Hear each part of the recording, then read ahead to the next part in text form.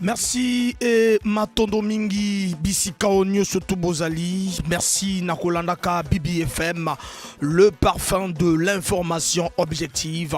Merci Olibo Soa Micro, Franck Ulrich Patrick, Moana Chasseur. Nazalaka Wabino tous les mardis de 19h à 19h45 na émission Stop Maladie.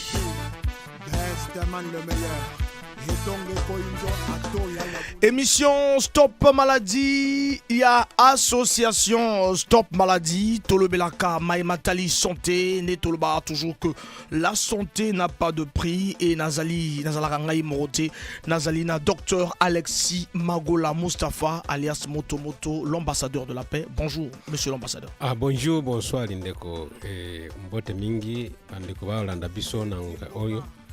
Matondo mingi epa ya kolo azopesa biso pe mapoti tukumaka na radio na biso topesa bino sango oyo etali na association Stop Maladie etali yo na biso pona santé na yo santo ezala malamu poti na kanisi tulukila bana na biso bilia santé ezala malamu eza normal mbote mingi na bino nyoso mwana na biso mpesa biso 2 minutes 3 minutes moyoka oyo topesa bino sango etali na santé na bino. 2 minutes, 3 minutes, nous avons aussi Papa Francis de l'association Stop Maladie. Papa Francis, bonsoir. Bonsoir, mon fils. Voilà, donc vous avez compris que tous allez toujours tous les trois, donc au représentant une émission. Et de l'autre côté, je reçois la collaboration de Ardèche Kobe et toute l'équipe de la BBFM.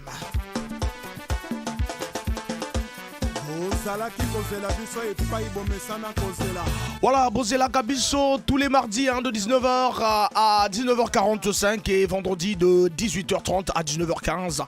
Nena Ucholo Balabino toujours et Pessameli na Franck Bombara, Moana Chasseur et de l'autre côté RDH Komé. Merci Narozo Bisso, merci Toro Lobela pendant 45 minutes.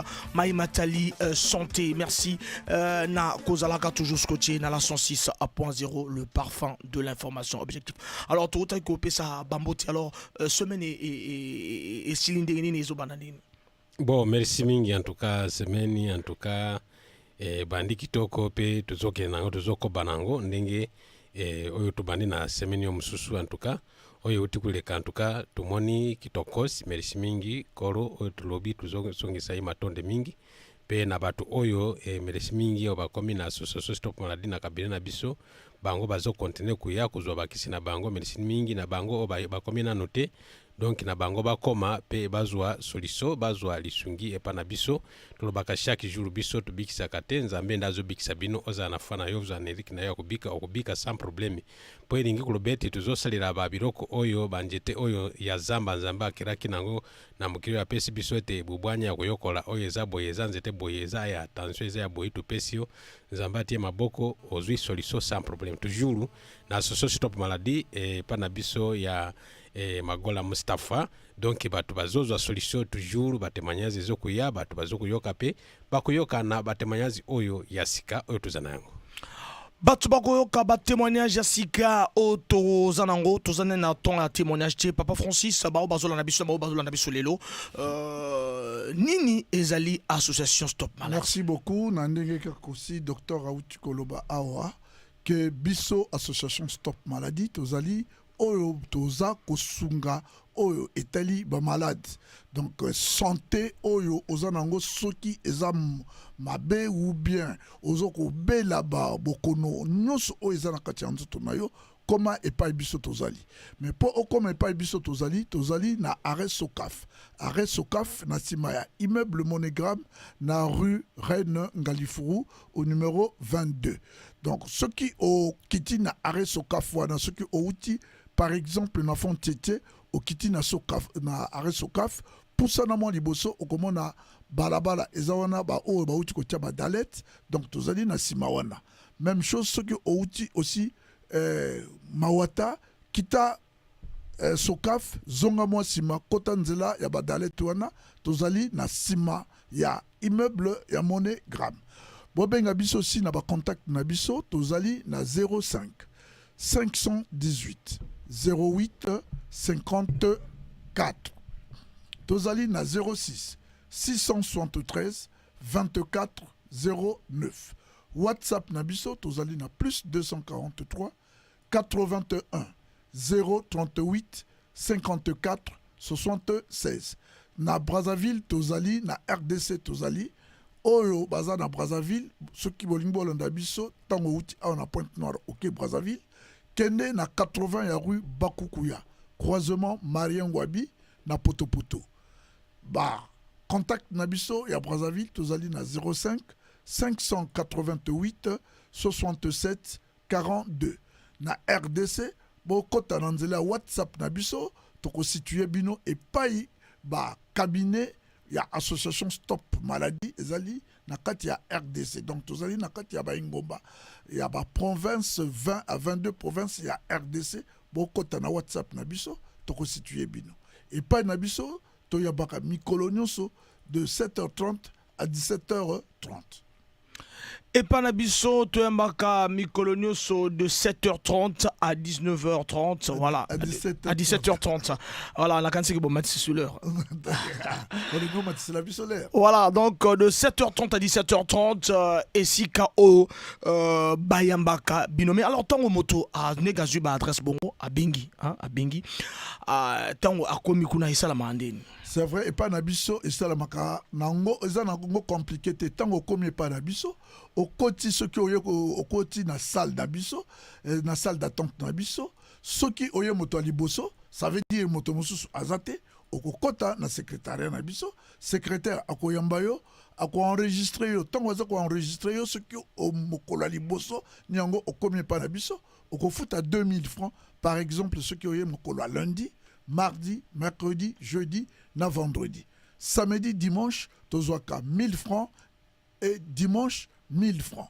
Donc, on a enregistré yo, à pesio, ticket na yo par rapport à ordre d'arrivée na obozo koyela, ce qui n'est na lobby, oyaki numéro 1. Donc, à koyambayo numéro 1, à pesio ticket numéro 1. Ticket numéro 1, docteur Akobenga, tango Akobenga, au koti et pas le docteur Akoyambayo. Tango akotala ticket na yo ozali numéro 1, eloko aliboso akobandela akozwayo nanu. Poids na yo, po ayeba soki, poids na yo ezaya combien? Asilisi poids, il faut attendre la tension na yo, après tension, élection na scanner. Biloko nyonso wana, tozo kobenga ngo ba examen nyonso wana ezali ya pamba. Tango amoni que scanner et bimiseli biso ou et bimiseli docteur ba malade nyonso wana yo moko si mokolo nzoto tango ko confirmer biloko nyonso wana docteur ako prescrire yo ordonnance wana elingi oloba ba kisi oyo akopesa yo ordonnance wana akoloba ke bakisi oyo okozwa ezali te ke okendo lukango na ba pharmacie ya la cité, mais bakisi na biso ezali sur place pour parce que biso tozali ba tradi moderne. Donc tradi moderne wana ni bakisi oyo ya bokoko na biso o tozoko salela ba nzete ba makasa ba racine oyo nyonso kaka ekelemi na ba mabele na biso. Donc ni oyo biso tozoko salela o tozoko benga moderne ni ba bibende ndenge na utuko le benambino ba kozoyo ba poids ba zoka pambate, il faut au matin na balance tension batala kango pambate, il faudrait tensiomètre zala scanner aussi ezawana. Donc voilà ndenge biso to yambaka et pas na biso na association Stop Maladie. Alors ndenge to yambaka na association Stop Maladie, alors to koma parce que bango bino boza dans secrétariat et puis un peu na recevoir mais docteur maintenant tant komi côté na yo et ça la marandi. Merci mingi ndeko journaliste na kanisi papa uti kupesa mituna nyoso ba réponse nyoso epa na biso tango komi epa na biso ya liboso esengeli kuyeba balance na yo tuyeba poids na yo eza combien tuyeba taille na yo tuyeba lususu tensiomètre na yo eza ndenge nini lususu nde tosilisi tulekisi na scanner nde uti papa uti kuyebisa bango. À part ça, tu maladie monani, tu silisi, tu solulisi koyo, ndenge ya traitement na yo, okufuta exemple, upesa biso 50, upesa biso 20,000. Nazana ango na nyoso te na kasha wa te nazana ota. Kombio zana ango nazana ota. Pesa tu pesa okisi, tu demale mbala moko. Siko ilingi kuloba, tango kusala examen, eza kuloba ande kubika, te. Kusala examen na yo, esengiro le kana quelque chose na poche. oyebi mashini ekubimisa malali kombi oza nango pe palapolo na malali nayo oza nango eri mosusu malali estoma eza mbongo mosusu malali attention mbongo mosusu sikoyo tukudeta ete oyo futa boye biso tukuyebisa epoti ozwa zoto nayo ezala malamu okupesa biso ota na bamalali nyonso ozala malamu mbongo musengi naza nango te awa sikoyo sili place oza naza na ota tobandi kupesa kisi ozofuta mbongo wana moromoro probleme zete tango oza na mbongo na nyonso cash opesi topesi biso kini nyonso malamu topesi rendez-vous ya contrôle ne tusalaka bongo. Voilà, neto salaka bongo siko tolanda ba témoignage parce que na stop maladie, malade aye mais voilà, maladie moropé aye a lubi que non vraiment na era ki boyete tane na comme boy ba yeko témoigner tolanda ba témoignage quelques témoignages et puis to continuer toujours avec le docteur Alexis Magola alias Motomoto avec Papa Francis de l'association Stop Maladie. Bonjour papa. Bonjour maman. Kombo naona ni ufandaka wapi? Ngana vandaka na Kwiku na Secus 512 kuna na arrondissement 5 Mongopuku. Komo nanga Pangu Modeste Prosper. Tomoni na association Stop Maladie ndo bandaki kobela ou bien mama nde bandaki kobela pona moni mama za pembeni nayo. Bon. Nalingana na yo nakokende mosika te. Mais kasi na yawa parce que omoni ndenge nini na lati molatu nanga ezolakisa que nazali membre confirmé ya l'OPH donc RTA eza ndako na biso omoni yango wana soki bozalaki ba traduit praticien bricoleur, voilà. Il n'a que salaba kisi, tisane, non. Na yawa parce que bisomoko bato basalaka to salaka comment on appelle ça, propagande, publicité la bidon à travers papa, mon fils non, mon fils Kasonga, Kasonga voilà. Je suis content de vous parce que rien que et encore rien que ma racine, ma feuille, ma nzete, ma écorce naturelle, donc médecine naturelle. Alors moi je suis révolutionnaire, j'encourage ça parce que l'Afrique, berceau de l'humanité, Dieu nous a tout donné, sauf que mon peuple périt faute de connaissance. Alors, on a un parent, on a un frère, oui, un Africain, un noir, comme nous, notre Dieu aussi est noir. Dieu vous a révélé les plantes, les arbres naturels, et j'ai expérimenté, c'est d'ailleurs moi-même qui fais tout à la maison, Tolambi, Tabakose, oui, Tosali, Maïkuna. Donc il n'y a pas d'inquiétude, il n'y a pas oh non, Mikokuna, peut-être non. C'est moi-même qui fabrique ça. Et quand j'en donne à ma femme, quand je fais des laxatifs à ma femme, ça marche. Bon, Nazo, ça fait. Normalement, elle allait marcher parce que déjà. Dès la première semaine, le col a Bosenga qui n'a bino que ce qui traitement est sili, dans une semaine, revenez. Mais tout sali bozo banabiso, tant pis pour moi-même, couillon pour moi-même. Na mondi na zuma kakatano pona mosolo. Alors que papa lo bakanabiso, mikolonioso. Bozala na mbongo te boya mosala nanga kusunga baninga l'humanité souffrante. Alors quand même or nga j'allais parler de tout encore. Or nga nazui makoki idée vandi na munu idée zala kananga ya mabe. non lokola nazwi nano mbongo te nakende nakoki kozonga kuna te. C'est là où je me suis trompé. Swana eza mabe. Eza mabe papa boli misanga. Boli misanga mwasi nanga. En tout cas, il est wana et sauté. Quand même, une semaine, on a qui sont au moins les Africains, très efficace, et j'en fais la publicité. Des meilleurs, par exemple. Je dis non, les résultats sont bons. C'est beau, papa. Tolingi to kata mwa maloba mike ya mama pe mama obandi koyoka ndenge ni poyo ndo obandi kobela obandi koyoka ndenge ni. Attends, na memaki ye na Kinshasa mbala 1 moko. Elle va parler en Vili. Elle va parler en ye azoyoka te ndenge nazoloba. Azoza na kimoja dioso.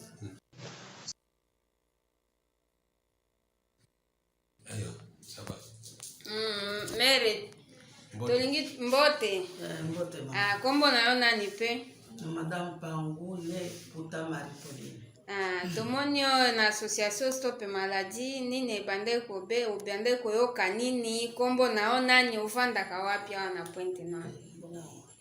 Ukevanda na Nkuiko na za kote ya zani ya Nkuiko. Bon balinanga. Ukevanda na kote ya zani ya Nkuiko. Moko izaka wana maladi ya makolo. Makolo me sale plusieurs années en tout cas beaucoup de difficultés na kotambola. Mais les rumeurs que ça benawa en tout cas j'ai senti un grand changement en moi. Tout d'abord qui m'a embêté comme on ni bas hémorroïdes internes. Hémorroïdes internes mais dès que me zoa bakisha benawa en tout cas je me sens même la tension était vraiment très haute. 26 de tension. Or que moi je vous vois dire ça on a mal j'habite à l'église ngetani depuis des années mugeno akakia en tout cas ni yina message que timu kusikumti bilungu ya e mume kusikoba usina maboke beno vraiment me votre matonde mingi na Zambia muno vraiment je me sens soulagé. Maintenant qui m'a muke sosa wa muke présenter ben bas excuses parce que ben sosa na muno vous telle date. Bon, comme je n'avais rien, on me dit de votre couvert, je n'ai rien, que j'attendais un peu. Il nous met ça presque une semaine et demie sans recours. Mais je vais reprendre et nous habitons au Merci beaucoup, maman. To sepeli ndenge oyeli susu ko sala renouvelation. Merci beaucoup. Kire na yo il faut continuer komela kisi kokata lisusu te ozoyebisa sikoyo baninga ndenge nini bao mpe bazobela makolo mitu pasi tension ya komata mokongo pasi hémorroïde okoyebisa ye bango nini? En tout cas moke pesi baconseille bakwisi kote mume tal changement parce que mume belle maladie ya plusieurs années baner Naïto, surtout les Rwanda confinement, en tout cas, nous avons la foi. Le docteur maison na mun fonge kota na l'hôpital, bazo la kwa tout le monde à côté ya bati nous vanda na kaya confinement, mais mon moche nous en mon parce que je ne me reproche de rien. C'est comme maladie ensemble, mon beluka parce que mon moulin quoi quand tu viens à côté ya bati ni belle ba confinement ya ba wina vraiment je ne suis pas mon Zambia mon c'est que Zambia mon mebu mon tibu ya mekusi parce que na misia beno en tout cas mon na sentir changement dans ce monde et ça va marcher. Merci mingi na papa Alexis na mama Aline.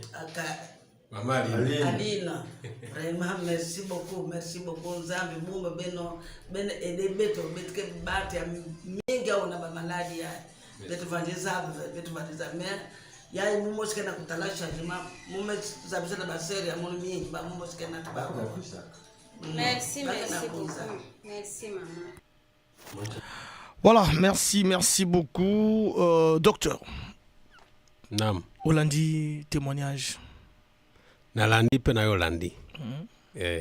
Ndenge papa uti kuloba na mwasi na ya uti kuloba ndenge ba yake pa na biso yango nde tolobaka chaque jour mokatakili te bayaki première fois tosali examen babandi mala moko na kisi na ndambo bazaki nango topesi bakisi ya une semaine donc kisi wana esalaki bango bien bayoki bien ti bakei kusala lokola bazokende 2 semaines bazozonga te lobi nde bazongaki en tout cas natombokaki makasi nde balobi te limbisa biso papa limbisa eza foti na biso tala kaka ndenge ya koluka mwa musolo mususu tuzane nalobaka na bino chaque jour atoza na eloko te oyo oyebisi ngai nakupesa yo kisi nakupimela te ozomona sikoyo kukatakata wana kili eza malamu te bino nde mokuzala liboso ntango mokati kili wana lususu mokubanda kupesa maloba mosusu omoni sikoyo kisi na bino esalaka te tusa mobandi kufinga biso eza malamu te sengi komisa eloko nyonso na suka antuka alobi biso eza fote na bino te mpe na bakisi na bino eza kuloba biso tukoki kufinga bino te kisi na bino antuka ezosalisa ezosunga na awa sikasiko tuzopesa na témoignage na biso bamosusu mpe bayoka par rapport au ndenge tozalaki mwasi na ngai azali kotambola te makolo rhumatisme wana mungongo pasi wana tension oyoki ndenge balobi ezokoma na ba-24 tout ça donc ezobeta komesa lokola ba-AVC paralysé donc ndenge bakomaki mpa na biso topesi bakisi wana hémorroïde tout ça lelo oyo mama azosepela nesongo na ye apesi na témoignage na ye na papa ndenge bayaki na bango epa na biso na papa ndenge bayaki na bango epa na biso donc ba témoignage yango nde ezo rassurer aussi bao bazoka biso bao bazonti que vraiment parce que ezatende tolo bakeno ba futa bango mbongo baya koloba mais les témoignages rassurent hein motoye azu traitement ezo rassurer bao bazolanda biso ezali ndenge wana voilà to les cas sous na disons tout le bien en deuxième témoignage comment on est Comment Françoise mais quand on a quartier Paka précisément dans Wassa mais tant que stop maladie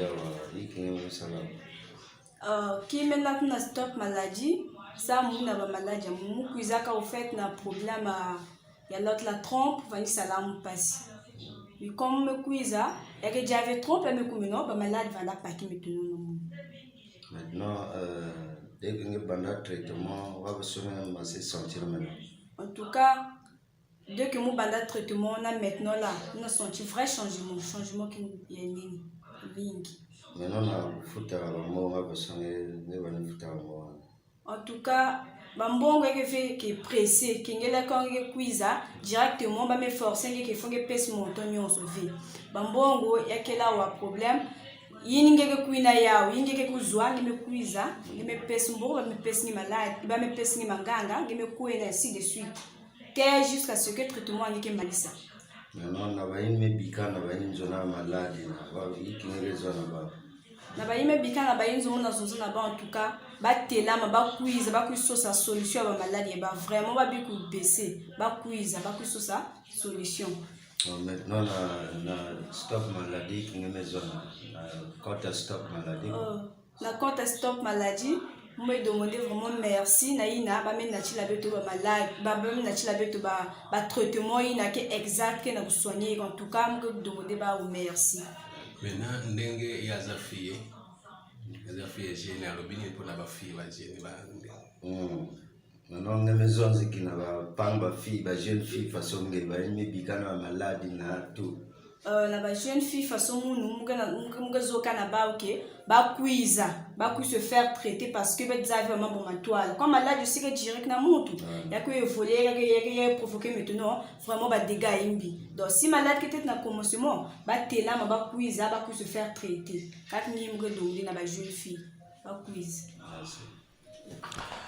Voilà, kakani na moke demandé na ba jeune fille bakuiza batelama bakuiza se faire traiter docteur Tolandi mona mwasi oyo araki na masolo ya mona keni ba tromper ça les passe alors yo découvrir selon ba machine découvrir le sunini bo ndenge ezalaki wana to monaki ba maladi mususu azalaki na ba pena ba microbe infection wana eza pena ngo ezo créer ba problème na nzoto na ye donc to monaki yango lususu na ba gasiti pe nanga zalaki nango topesi ba traitement oyo ndenge lususu ba trompe pe nanga ezali kopesa ba problème pasi pe azalaki na ba hémorroïde topesi ba kisi en tout cas ndenge azali wana mwana mwasi wana apesi témoignage na ye par rapport ndenge azali kuyokela na ndenge amerikisi na biso yango nde azobengisa bandeko na ye baninga basi lokola ye aza fi aza mwana moke pe bamosusu pe baza na bamaladi bakoma bisika tozali po ntango bazwi basolution te ekoki kokeli yango okozwa mabota te tusa yango nde tozoyebisa bandeko oyo aza na bamaladi ya ndenge na ndenge sauf sida, ebola, coronavirus nde tolobaka bokoma bisika na biso na association maladi tokozwa solution epa na yo nzoto eza normal. Alors, docteur Azolo Bagno surtout, mais tous ont quand même bas adresse, hein. Papa Francis, vraiment le temps, peut-être Motazu, Bissona Katikati, bien sûr le lieu et puis numéro de téléphone, appelez à la fin de l'émission, numéro de téléphone et puis lieu, il y a côté Ezali, association Stop Maladie. Merci, Nenge Outi Kope Sangal, Eliano, Bisso, association Stop Maladie, Tozali, Awana Pointe-Noire. Tozali na Brazzaville, Tozali na RDC. Awa na Pointe-Noire, Tozali na arrêt Sokaf, na avenue de l'Indépendance, na arrêt Sokaf. O Kitiwana, zonga mwa moke, kota na nzela ya badalet o ezawana donc. Tant zolo ba zonga mwa moke, ça veut dire ceux qui outi Mawata ou bien outi Kogo Malembe, o kiti na arrêt Sokaf, zonga mwa moke sima. Kota na nzela ya badalet o ezawana, o ezo mata quartier Moyondi.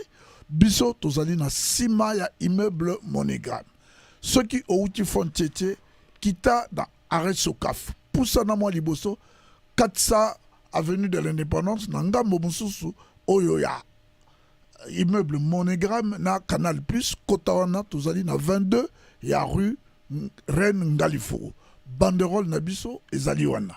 Ba contact na biso tozali na 05 518 08 54 06 673 24 09.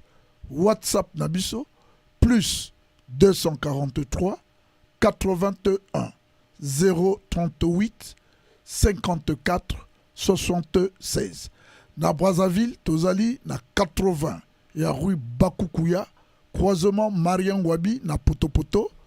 Ba contact Tozali na 05 588 67 42. Na RDC ndenge kana uti koloba na ebandeli bo kota na WhatsApp na biso bo benga biso toko pesa bino eyano na bisika nyonso ube na ba province oyo biso tozali na kati ya RDC. Bisika nyonso tout tozali na RDC, tozonga de l'autre côté, tozwa témoignage et tant tozonga tosolola toujours avec le docteur, le notable, monsieur l'ambassadeur et puis Tobosente Papa Francis.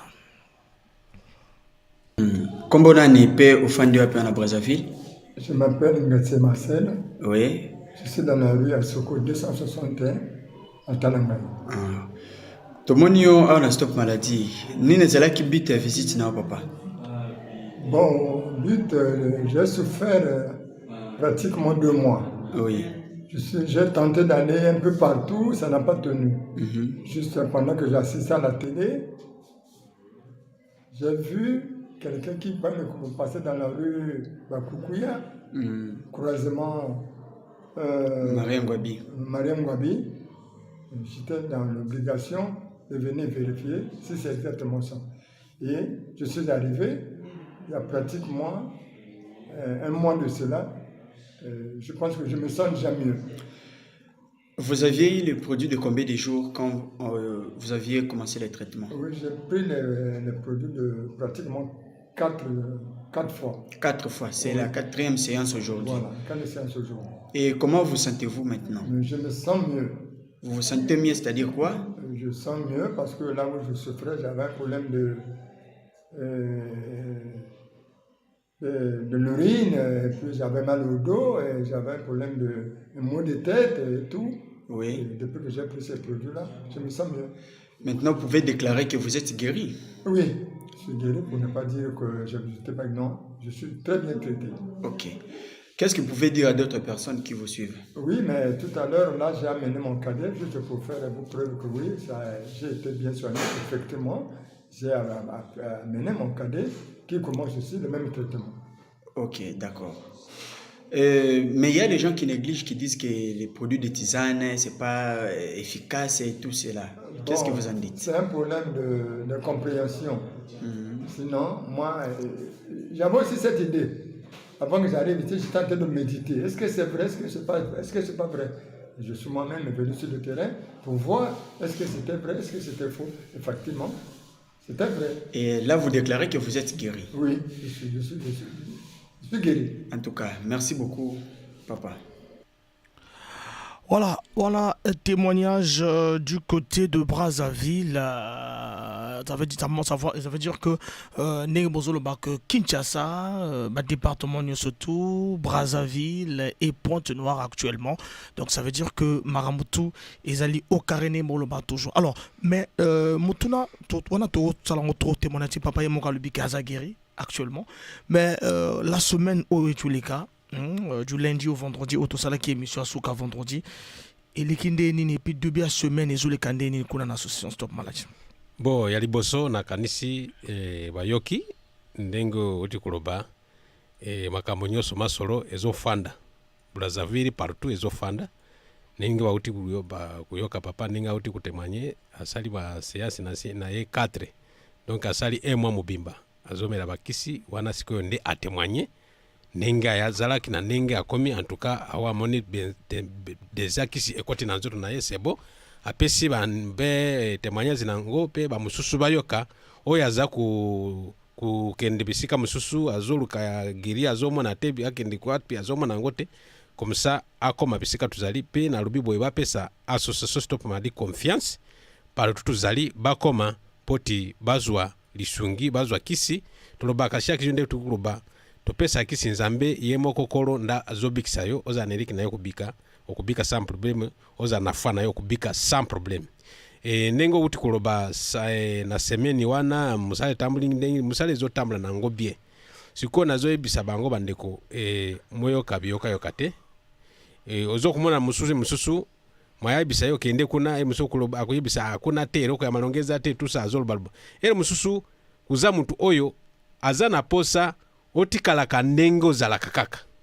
yebana mutu wana aza lokola yende ndoki nayo kaka yaza kaka ozalaka na toujours na ozokemba kaka ndenge wana kaka yango nelobi bandeko na biso bayoka biyoka yokate donc yo moko koma ndenge tata uti kuloba okoma yo moko vivre nano omona nini ezosalemwa epa ya Soso Stop Maladi pa na biso na kanisi na semaine ndenge bandaki na oyo tubandi nango masole ezotambula nawo kitoko batu bazokuya yomoko zoyo kaninga batemanya batu bazotemanya bazozo bakisi bazokusala bi-examen na bango bazozwa ndambo ya bakisi oyo yazana mwelo kote akekuluka pe na yazokuya azwa kini na ile yango nezobisa bazala na confiance oluka mwa ndambo oyo kuzana ngo nyoso tuzosenga pesa biso nyoso diku ozana ngote muswazo kutuna esikwe na kuzwa mwa ndambo ya combien zo tukuye kuyeba poshi na yote tukuyebisa biso kwa example pesa biso 50,000 ozana ngote sikoyo awa ozana combien avance combien tuyebite emuso kupesa biso nani tukuyebisa pesa biso 30 ozana yangote pesa biso 20,000 ozana yangote ozo comprendre yo moko ndo kuloba ndeko palaporo nenga yebisingai na maladi nanga nenge ezali na kukokota sikoyo awa siri place nazana 10,000 nazana 5,000 ngana kuyebisa mbongo yo futi na kupesa yo kisi ya 5 jours na kupesa kisi ya 7 jours selon mbongo wana eza nango na oui lengo za nango na minute wana sikoyo wana kisi ekuza combien de mois combien de jours combien de semaines yo se dépend nengo zo futira lale na yo mbongo na yo tango lubibo mususu azana maye na ye 50,000 c'est quoi 20,000 francs c'est quoi yangoyo apesi kisi nyoso tu tupesi kisi nyoso mbala moko tupesi date kisi yo kumirango 2 semaines kumirango 3 semaines tukomina ba modalité nyoso nenga kusalira tango silisi yango oyepa na biso tusali contrôle to lobi awa ezabo awa sikeni tusalabo ninge zalaka mais non to comme rappel na ba sika mosusu pe tant bo petit traitement wana pe après tant bo ça sous contrôle senti que moi il est mutu makasi azalo moi mosusu mutu makasi wana ezaka tuzokuyoka na lobi omoni siko ninge yozawana wana ofuta kijuru wana ofuta facture na ezali ota wana sikoyo tukusala ota okupesa ota tu continue deuxième kili ninge zala kaka oza nango te sur place opesi oyo eza nango lupesi traitement emusu ndenge oyaki kusala contrôle nayebaki te emusu mokusenga lusu ata non mais docteur pardon excusez parce que bato mosusu ntango bamoni ntango olobi bon par exemple 10 000 malade oyo namoni ntango basali bascanner nyonso tout que 10 000 francs ye maintenant azwi traitement nyonso mais moi ya mwa motu makasi aza nanu bafois kolobaki wana eza yo motu fo osisa ngai kotraite ngai bien na 10 000 nanga kaka wana te wana eza boye eza ndenge okendaka ata na l'hôpital ya mindele bapesi l'ordonnance ofuti bapesi kisi na bango okeyo meritango esili oye basali ate nani contrôle na bango basali bakokomela l'ordonnance te c'est okomela l'ordonnance okende kusoma mosusu ndenge ezalaka ndenge ezalaka ne pa na biso ndenge ezalaka mpo na biso bakisi ezala kola biso moko tuzokende na zamba tubuka yango tuzolobaka chaque jour bakisi wana ezota mosika pe na bao bazolukila biso tuzopesa mwa mbongo poti bapesa biso banani wana non mais pe na awa na ndako tuzofanda pe nango tuzofutila makambo tunyonso tuzosala tusabo musunga biso na biso tusunga bino ndenge facture ezalaki ya 10 000 okopesa biso 5 000 tu beta 7 na tususu oyo azosala makasi na ndenge ezalaka. Alors, tozonga na soso mama kisi parce que ba mosusu monaka basali ba bidon ba bouteille banini ya bino kisi ezalaka ndeni.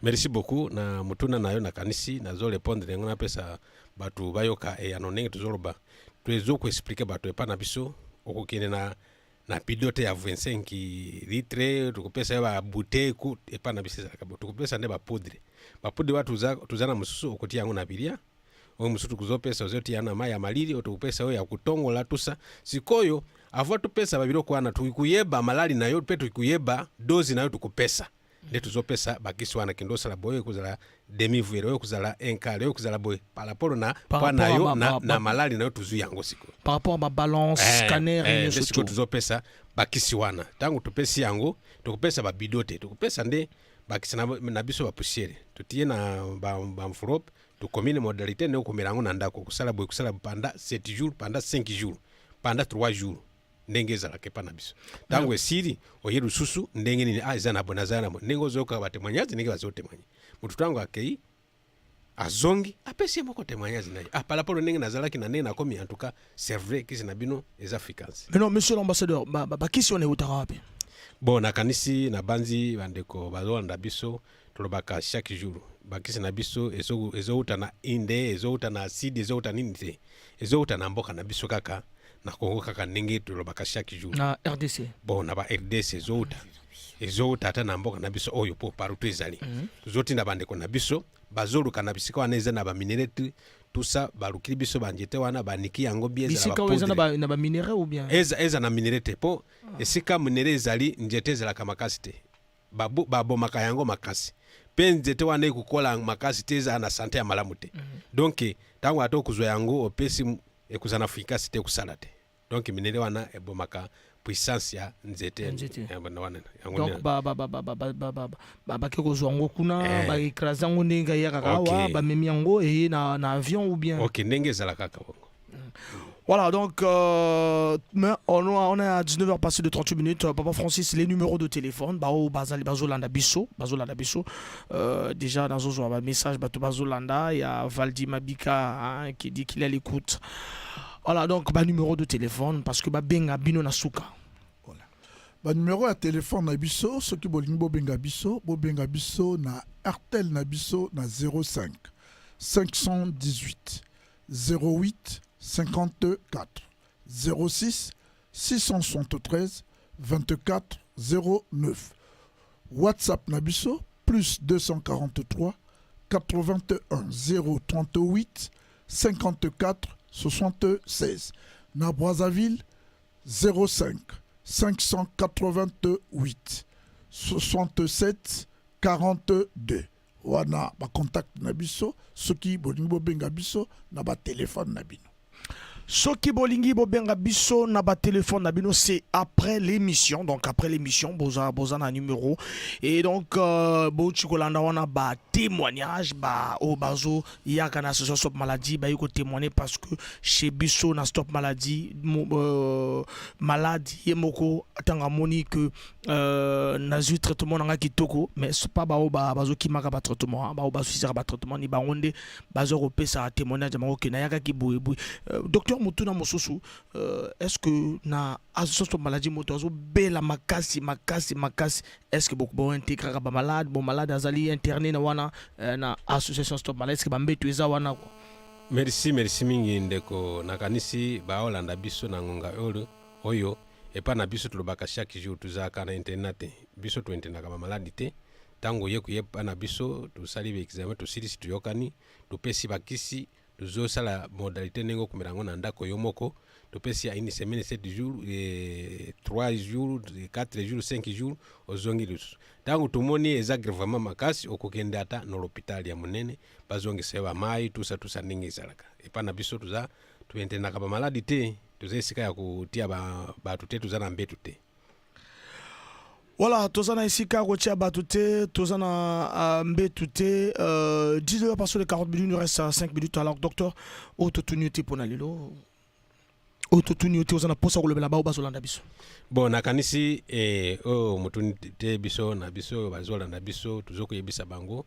En tout cas merci mingi bango ba pesi biso ata moi minute mukewana balanda biso merci mingi Nzambe apambola bango pe oyo aza na motema makasi na kende kuna te Nzambe azongisa motema na eza malamu mususu atozwi numero na biso okabila ata moninga abomba ngobie un jour mususu ba malali ozwiye abengi biso wa numero wana tuyambie mbala moko pe Nzambe apambola bango bakoma bisika tuzali mutu nyoso biso tuyambaka mutu nyoso tuke kuloba oyo azabo etuyamba nde patro kaka tuyamba boy tuyamba mutu nyoso ozala mobola ozala patro za nini tulobaka chaque jour ba malali ehebaka te ebaka oyo za mutu mobola na kuyepa na akubera te oyo aza patro oyo aza president ya te ba malali ekipaka mutu nyoso ekipaka mutu te ebanga ka mutu te ozala sodo za nini donc nakanisi bazoyo kabiso na ngongo oyo bino moko mabisika tuzali eza mwana muke eza nani poko mabino nyoso tukuzunga bino tukuyamba bino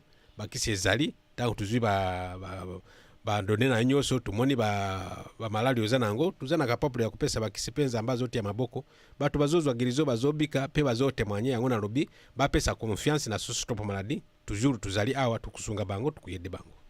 Papa Francis autotunité pour nalelo en dehors des numéros et des adresses. Non mais ngasi na kolobani ndenge ka docteur Auti Koloba biso na association Stop Maladie tozo benga bino bo bomba ba malade te na banzoto bino pour parce que malade ceux qui totali ba programme auto zanango bana classe lobby na lobby awa bazoko kota mais ozana mwana azako bela ozoko lukela ye solution te po ya santé na ye akokende classe ndenge nini oyo bazoko lobela biso to sala bilanga.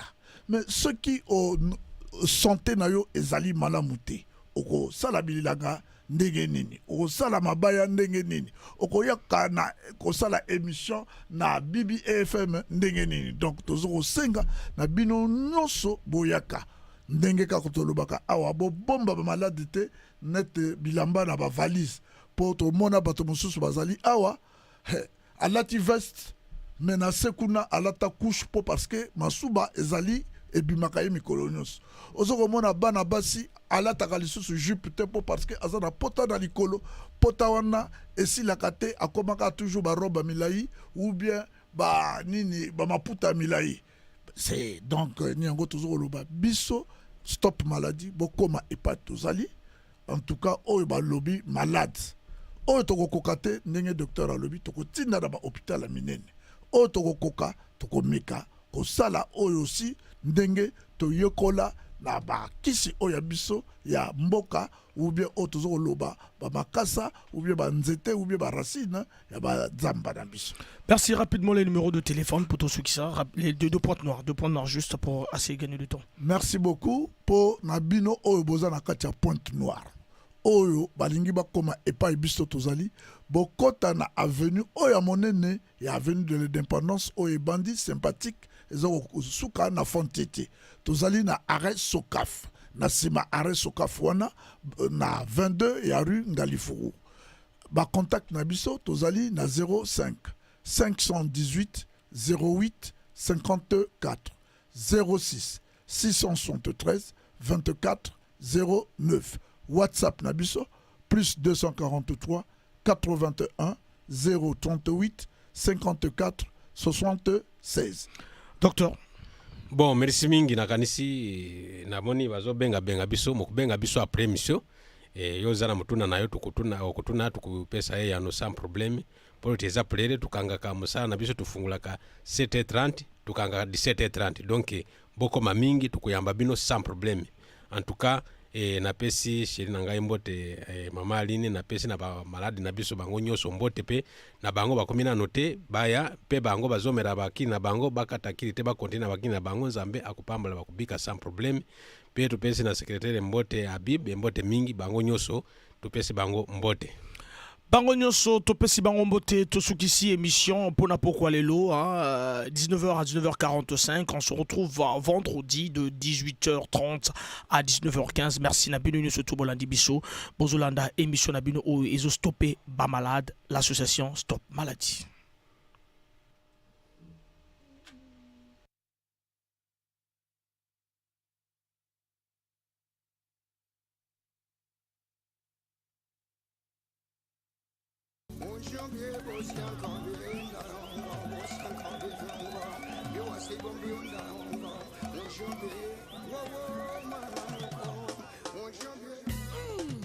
Coco, SP Bass, Nyata Gaëla Tikaya la patronne.